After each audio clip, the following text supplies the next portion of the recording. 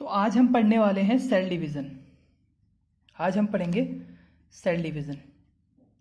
तो cell division को हम कैसे पढ़ेंगे देख लेते हैं। तो सेल डिवीज़न में हम सबसे पहले क्या करते हैं, पता होना चाहिए दो फेज होती हैं, एक होती है इंटरफेस और the second one is,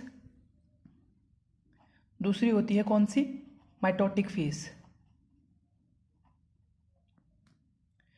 interface को हम प्रिपरेटरी फेज भी बोलते हैं, प्रिपरेटरी फेज, और इसको बोलते हैं डिविजनल फेज। क्लियर हो गया, डिविजनल फेज। तो इंटरफेस हमेशा क्या होती है, ज़्यादा होती है, मतलब प्रिपरेशन हमेशा ज़्यादा। डिवीज़न तो 1 घंटे में हो जाएगा, बनाने में बहुत टाइम लगता है ना, कोई भी चीज़ इकट्ठा करने में, मटेरियल इकट्ठा करने में टाइम लगेगा, जबकि अगर उसे ब्रेक डाउन होना होगा तो तुरंत ही ब्रेक डाउन हो जाएगा। नेक्स्ट हम बात करते हैं किस चीज़ की। अब हमारे पास इंटरफेस और माइटोटिक फेज तो हमने देख लिया, तो इंटरफेस के बारे में बात करते हैं। ये 23 घंटे कैसे कैसे बटे हुए हैं। तो पहला आता है जी फेज, दूसरा आता है एस फेज, तीसरा आता है G1, S और G2 फेज। इसको हम कुछ इस तरीके से देख लें अगर, तो सबसे पहला सबसे बड़ा फेज है हमारा G1 फेज, दूसरा है आपका S फेज, तीसरा आता है G2 फेज।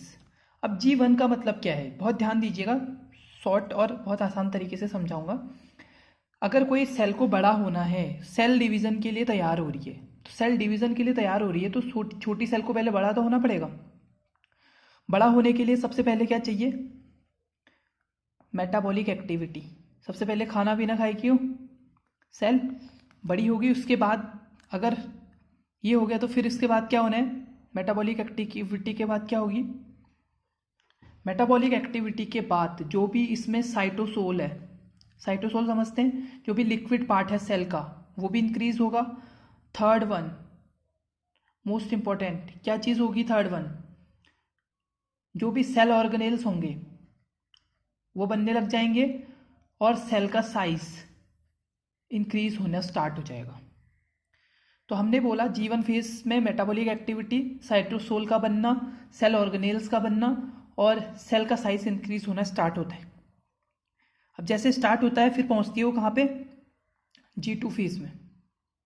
G2 फेज में पहुंच के क्या होगा, G2 फेज में पहुंचने से पहले S फेज में, S फेज में क्या होगा, S फेज में होता है डीएनए का रिप्लिकेशन, डीएनए रिप्लिकेशन।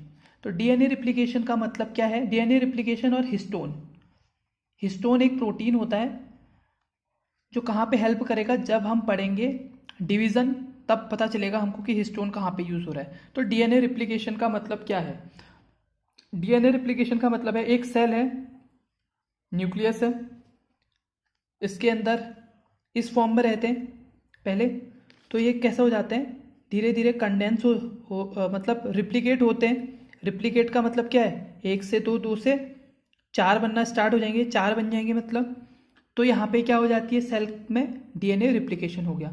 फिर आते हैं G2 फेज पे। अब सब कुछ हो गया, डीएनए रिप्लिकेशन हो गया, मेटाबॉलिक एक्टिविटी हो गई, तो अब क्या होगा, अब सेल इतनी बड़ी हो चुकी है कि इसमें सारी चीज़ें जब हैं हमारे पास, तो हमें और ज़्यादा चीज़ों की क्या हो सकता है, तो अब बोलती है भैया अब क्या करना है, डिवीज़न करना है। लेकिन डिवीज़न करने से पहले इतनी बड़ी सेल को क्या चाहिए होती है, पावर। पावर के लिए क्या आ जाता है, G2 फेज में आ जाते हैं माइटोकॉन्ड्रिया, माइटोकॉन्ड्रिया आ जाते हैं, और सेल का साइज कैसा हो जाता है, सेल साइज स्टेबल होना स्टार्ट हो जाता है, अब नहीं बढ़ सकती इससे ज़्यादा। तो ये किस चीज़ में हो रहा है हमारा, माइटोकॉन्ड्रिया और सेल साइज स्टेबल किस फेज में हो रहा है, G2। G2 के तुरंत बाद ही हमारा डिवीज़न स्टार्ट हो जाता है। क्या होता है, G2 के तुरंत बाद ही हमारा डिवीज़न स्टार्ट हो जाना है। दोबारा एक बार देख ले रहे हैं, हमने बोला सेल डिवीज़न 2 फेज में होता है, एक होता है इंटरफेस जिसको प्रिपरेटरी फेज भी कहते हैं, 24 आवर्स का होता है। माइटोटिक फेज जिसको डिविजनल फेज भी कहते हैं, मतलब इसमें डिवाइड होगा, ये 1 घंटे का होता है। अब हमने पढ़ा इंटरफेस, पहले हमने केवल इंटरफेस पढ़ा है। इंटरफेस में हम हमेशा पढ़ते हैं कि G फेज क्या होती है, S फेज क्या होती है, समझ में नहीं आती है, तो यहाँ पे सिंपल, एक सेल बन रही है तो उसकी सेल साइकिल में क्या चीज़ें होंगी। तो सबसे पहले G1 फेज में क्या होगा, मेटाबॉलिक एक्टिविटी बढ़ेगी, साइटोसोल बढ़ेगा, सेल ऑर्गेनेल्स बढ़ेंगे और सेल का साइज इंक्रीज होगा। सेल साइज इंक्रीज होगा। तो ये चीज़ ध्यान रख लीजिएगा, सेल साइज इंक्रीज हुआ पहली फेज में, G1 में। अब दूसरा एस फेज में क्या हो रहा है हमारा, एस फेज में डीएनए रिप्लिकेट कर रहा है। हमने बोल दिया था डीएनए यहाँ पे ऐसे था, अनकॉइल्ड था, यहाँ पे कॉइल्ड हो गया। दिख नहीं रहा है तो यहाँ पे बना देता हूँ, सपोज ये है, तो यहाँ पे अगर ऐसे था तो यहाँ पे क्या हो जाता है, रिप्लिकेशन में ऐसे फॉर्म होना स्टार्ट हो जाते हैं, रिप्लिकेट हो जाता है, ठीक है। तो यहाँ पे कुछ ऐसे बन गया। अब आती है G2 फेज, सब कुछ हो गया, सेल तैयार है, लेकिन उसको पावर चाहिए। तो सबसे पहले माइटोकॉन्ड्रिया इसमें इंक्रीज होने लग जाते हैं, मतलब डबल हो जाते हैं, और सेल का साइज अब क्या हो जाता है, स्टेबल हो जाता है, अब नहीं बढ़ेगी इससे आगे। क्लियर है। G2 के खत्म होने के बाद, जैसे ही G2 खत्म होती है तो वैसे ही हमारी कौन सी फेज आती है, माइटोटिक फेज। माइटोटिक फेज जो कि होती है 1R की। अब माइटोटिक फेज भी 4 फेज में बंटती है। एक है प्रोफेज, दूसरा है मेटाफेज, तीसरा है एनाफेज, और चौथा है टेलोफेज। 4 फेज है। क्लियर हो गया टेलोफेज तक। अब सबसे पहले हम 1 बाय 1 चलते हैं। तो प्रोफेज में क्या होता है, सबसे पहला आता है हमारा प्रोफेज। प्रोफेज का मतलब क्या है, हमारी जो सेल थी वो कुछ इस फॉर्म में थी, न्यूक्लियस के अंदर। जैसे ही माइटोटिक के प्रोफेज में आती है तो सबसे पहले क्या होता है,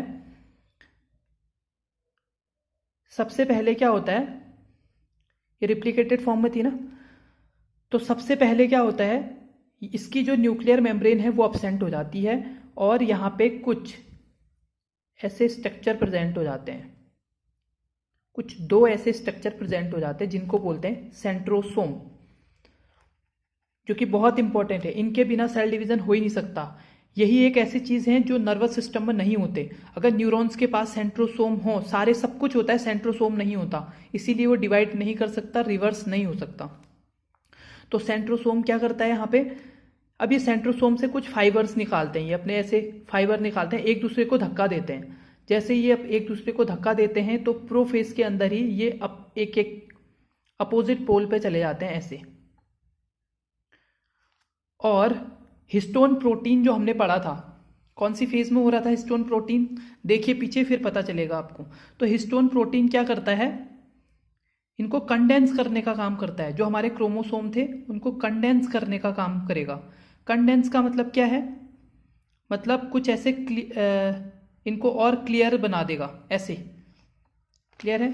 अगर आपको नहीं पता चल रहा तो एक बना रहा हूं मैं यहाँ पे बड़ा, एक ये है, दूसरा ये है, तीसरा ये है, और चौथा ये है।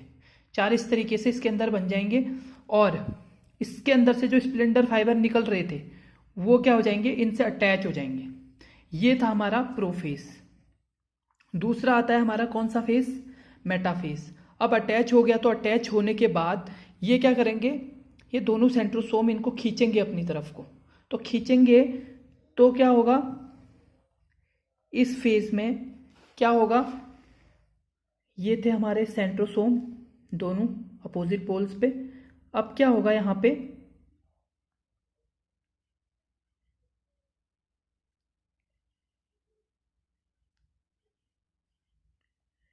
एक लाइन में आ जाएंगे, एक लाइन में सीधे मोर कंडेंस होकर, जिसको बोलते हैं मेटाफेज प्लेट।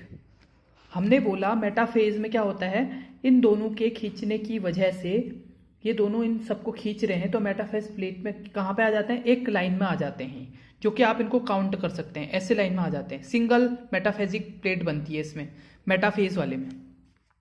क्लियर है, बन गई। और क्या होता है, अब आती है तीसरी फेज। तीसरी फेज है एनाफेज। अब एनाफेज में क्या होता है, ये जब पावर लगा ही रहे हैं तो क्या हो जाता है, इसमें ये हमारे सेंट्रोसोम थे दोनों तरफ से, ये खींच रहे थे इनको। क्लियर हो गया, ये इनके ऐसे ऐसे फाइबर निकल रहे थे और ये इनको खींच रहे थे अपनी तरफ। तो इसमें क्या हो जाता है, ये जो हमारे क्रोमोसोम हैं ये टूट जाते हैं कुछ इस तरीके से।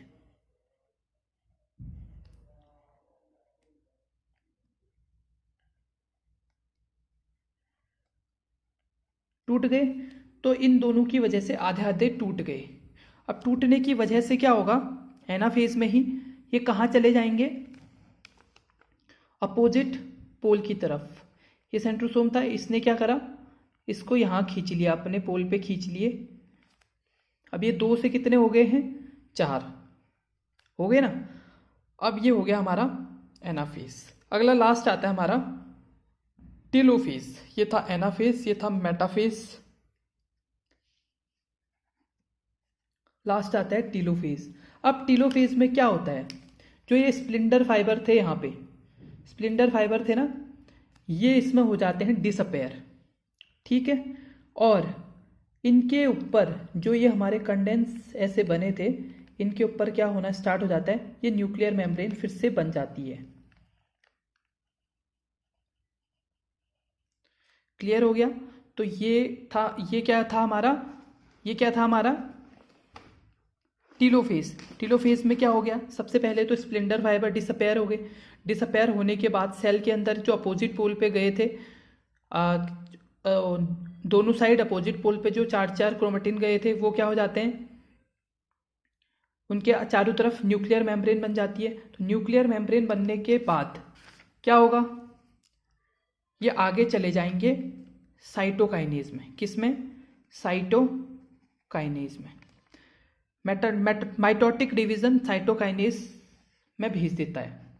साइटोकाइनेज का मतलब क्या है, अब इनके अंदर अभी तक केवल न्यूक्लियस डिवाइड हो रहा था, अब होगी पूरी की पूरी सेल डिवाइड। अब क्या होता है, ऊपर बन गए, नीचे बन गए। तो ये कैसे बन जाते हैं, ये फिर अनकॉइल हो जाते हैं, अनकॉइल होके कुछ ऐसे बन जाते हैं। क्लियर हो गया। जब अनकॉइल होते हैं तो फिर ऐसे बन जाते हैं। और साइटोकाइनेज में क्या होता है, ये ऊपर ही हो जाती है। साइटोकाइनेज में ये बीच से ऐसे अंदर की तरफ टूट जाते हैं, इसको सेंट्रीपिटल बोलते हैं, सेंट्रीपिटल। बाहर से अंदर की तरफ टूट जाते हैं। और कैसे बन जाते हैं, देखिए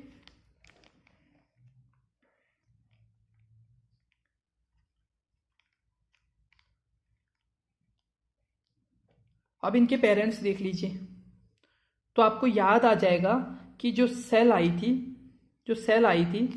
वो कैसी थी, ऐसे ही थी जैसे उसकी पेरेंट सेल थी, वैसे ही जो डॉटर सेल बने हैं वो भी वैसे ही बने हैं। क्लियर है इतना। तो डॉटर सेल जब वैसे ही बने हैं तो इसको हम क्या बोलते हैं कि सेम टू, अपने उनकी तरह ही बनना, अपने पेरेंट्स की तरह ही बनने को हम क्या बोलते हैं, इसको बोलते हैं हम इक्वेशनल सेल डिवीजन। मतलब हम ये कह सकते हैं कि माइटोसिस में क्या होता है, माइटोसिस हमेशा कैसी होती है, हमेशा इक्विटेशनल होती है, इक्विटेशनल, ठीक है।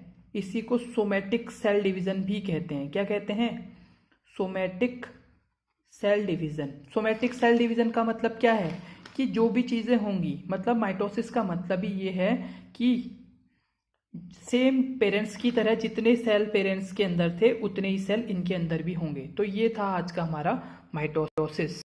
एक बार फटाफट रिवाइज कर लेते हैं अभी, ठीक है। तो सबसे पहले हमने बोला कि इंटरफेज आती है। इंटरफेज में हमने बोला कि पहले ग्रोथ फेज आती है, फिर सिंथेसिस फेज आती है, फिर G2 फेज आती है। ग्रोथ फेज में हमने बोला मेटाबॉलिज्म होता है, सेल का साइज इंक्रीज होता है और सेल के ऑर्गेनेल्स डेवलप होते हैं। 3 चीजें पढ़ ली थी G1 फेज में।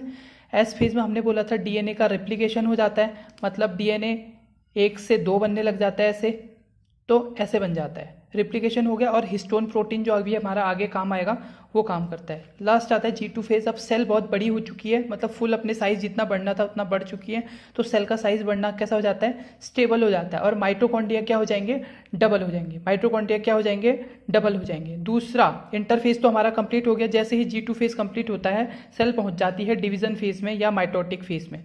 किसमें, डिवीजन फेज में या माइटोटिक फेज में। तो इसको डिवीजन फेज बोलते हैं, पढ़ा था हमने डिवीजन, इसमें क्योंकि डिवाइडेशन होता है। तो डिवीजन फेज 2 भागों में टूटता है, एक तो कैरियोकाइनोसिस, एक साइटोकाइनोसिस। कैरियोकाइनोसिस कुछ नहीं है, कैरियोकाइनोसिस का मतलब है न्यूक्लियस का टूटना। तो न्यूक्लियस टूटता है जब मतलब न्यूक्लियस का डिवाइडेशन 4 तरीके से होता है, प्रोफेज, मेटाफेज, एनाफेज और टेलोफेज। यही है। अगर इसकी ट्रिक याद रखनी है तो PM@ ऐसे करके याद रख सकते हैं आप, ठीक है। दूसरा आता है साइटोकाइनेसिस। साइटोकाइनेसिस का मतलब होता है जो पहले सेल टूटती है फिर साइटोप्लाज्म टूटता है।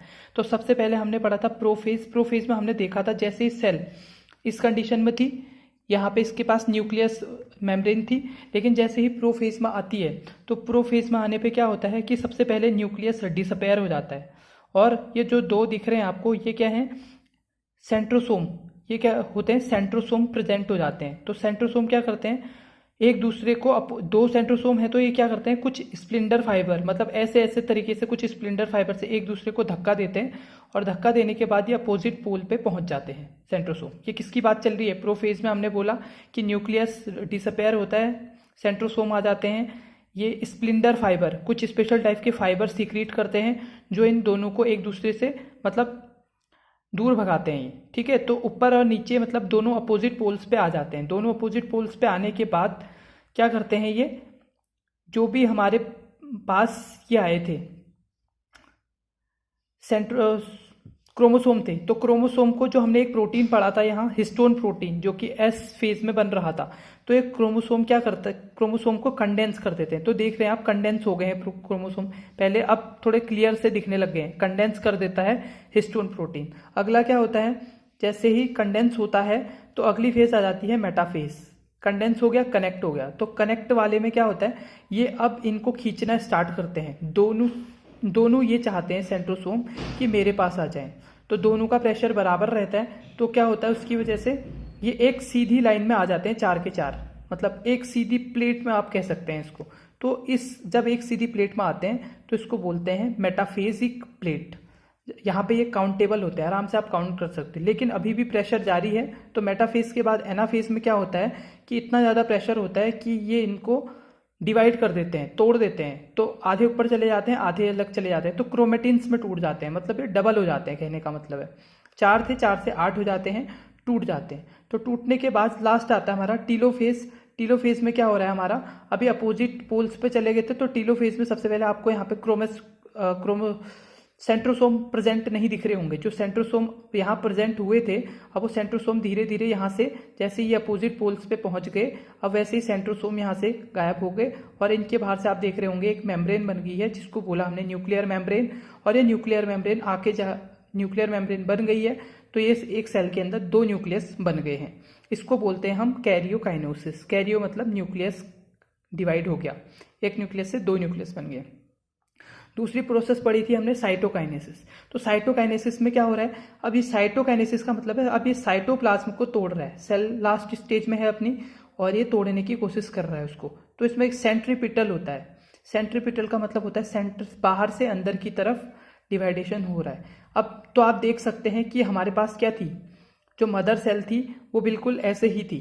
अगर आप देखेंगे तो मदर सेल कैसे थी, बिल्कुल ऐसे ही थी, जिसमें 4 ऐसे करके क्रोमोसोम थे। तो यहाँ पे भी सेम टू सेम बन गए, लेकिन कितने बने, डबल बने।